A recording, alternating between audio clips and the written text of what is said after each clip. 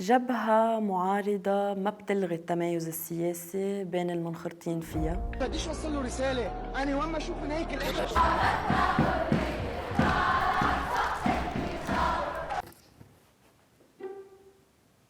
اسمي إلهام برجس وناشطة بتنظيم الحقي. بعتبر نفسي نسوية، ميزاني بالمواضيع هو العدالة وكتير قليل ما ساوم على القضايا. ب 17 تشرين العصر كنت عند محمد زبيب بمكتبه، كنت عم بشكيله عن إحباط السياسي العالي. بشكل أساسي مطبوع براسي المسيرة النسوية، واللحظة اللي كتير حلوة فيها وقتها وصلت المسيرة على رياض الصلح، لأنها عبت الساحة وغزتها، وكان في شعور وكأنه في انتظار للنساء ليوصلوا على الساحة. كان شيء كتير مختلف.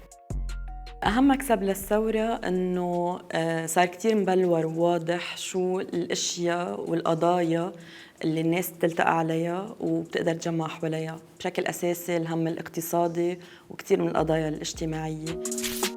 صارت بلحظة الثورة كان بعد ما نضج فيها تجربة سياسية وإطار سياسي يقدر يتلقى كل اللي صار ويطلع بنتائج من نقاط التلاقي اللي العالم شافت حالها انه بتجتمع حواليها. صرنا بنعرف على شو بنلتقي بس ما بنعرف شو بنعمل فيه.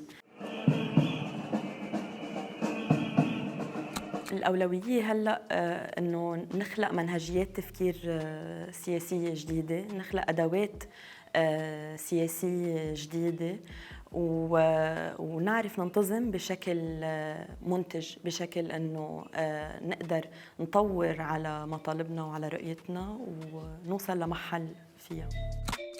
برأيي ما بقدر حدد شيء بتنازل عنه قبل ما أعرف شو بدي أربح مقابله، فما عندي شيء بهيدا اللحظة سميه.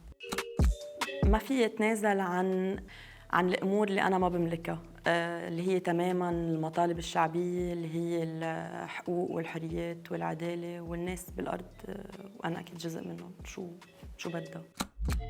بيسقط النظام لما المعارضين للسلطه الحاليه بيكونوا عم بيوقفوا تماما انه ينسخوا اي اداه من ادوات الحكم اللي هلا بتستخدمها السلطه، وبيوقفوا يكرروا نفس منهجية هذا النظام بكثير من المحلات.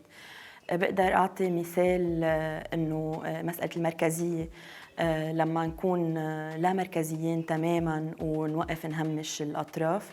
بعتبر أنه كل وحدة بمكانها، وإذا بتخدم الهدف اللي هي عم تنشغل أو عم تستخدم كرماله بتكون مفيدة. مستعدة دافع عن اثنين إذا بدي دافع عن الهدف اللي هن عم يشتغلوا لإله. جبهة معارضة ما بتلغي التمايز السياسي بين المنخرطين فيها، بتفهم التميزات بس بتقدر توازن بيناتهم. مقتنعة بآلية التغيير بتنطلق من القواعد، مش من رأس الهرم، إذا اعتبرنا أنه في هرم، وبآلية بتحترم كل أفراد المجتمع، ما بتهمش ولا فرد، وكل مجموعاته ورغباتهم وأولوياتهم.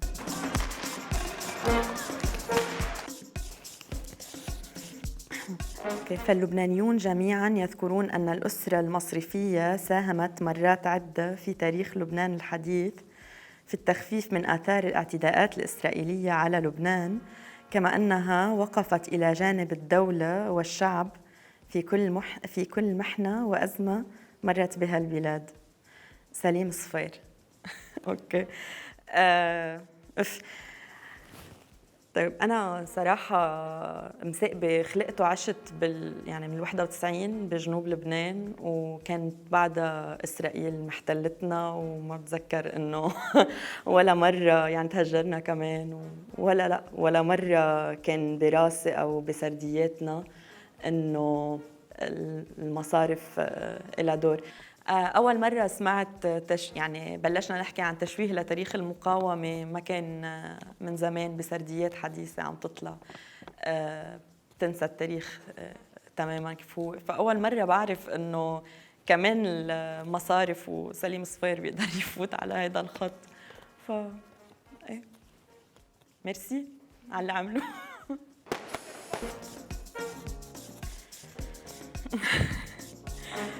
بالتأكيد فإن الوضع سيكون أحسن بكثير مع حلول نهاية الولاية الرئاسية، حيث سنكون قد دخلنا في طور النقاهة بعد العملية الجراحية التي سنجريها لإنقاذ اقتصادنا. ميشيل عون. أنا بس بدي أقول له شيء لميشيل عون للرئيس، إنه أنا وصغيرة ولما كان هو يعني بانتظار رجعته كان في حلم إنه كمان يصير رئيس جمهورية. إلي بعائلتي كان لأنه في إشاعة بتقول إنه عون هو حيعطي المرأة اللبنانية حقها بأنها تنقل الجنسية لأولادها، وأنا صدقت ونطرت. فبس إجا عون عرفنا إنه الجنسية حتنعطى للكل إلا لأولاد السوريين والفلسطينيين إذا انعطت. فكمان ميرسي. هو شوي رومانسي كيف بتخيل، مع انه في صعوبة انه عن جد نشوف لوين رايحين، بس بتخيل مجتمع اكثر عدالة، بتخيل انه النساء والفئات كلها اللي هي مستبعدة من القرار والحكم يكون لها مساحتها بالقرار، مش مساحة اوسع بالمطالبة.